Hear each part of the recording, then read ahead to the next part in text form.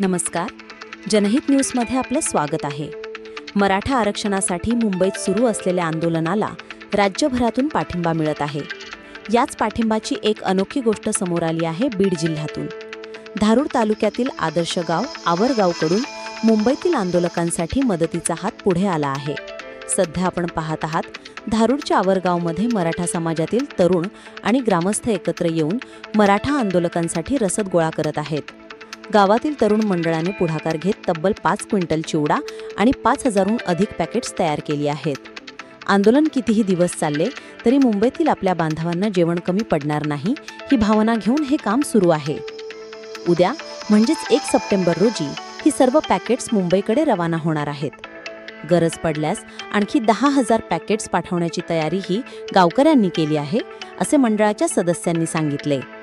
एक मराठा लाख मराठा या घोषणेचा प्रत्यय देणारे हे चित्र आहे.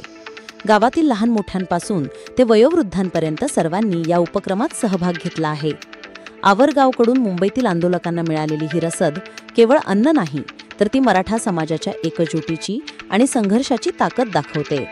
धारूरच्या आवरगावातील ग्रामस्थांनी सामाजिक बांधिलकीचे एक उत्तम उदाहरण घालून दिले आहे. त्यांच्या या कार्यामुळे केवळ मराठा बांधवांना आधार मिळाला नाही, तर एकजूट आणि संघर्षाची नवी प्रेरणाही मिळाली आहे.